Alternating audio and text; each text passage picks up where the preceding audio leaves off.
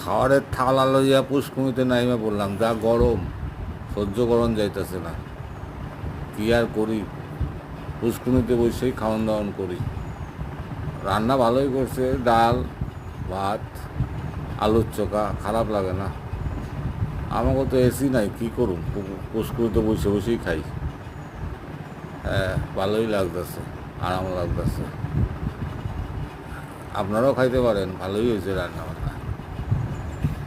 আয়েন একসাথে বসেই খাই। স্নান করবো আর খামো, ভালোই লাগে। না না, পানি লাগবো না, পানি লাগবো না।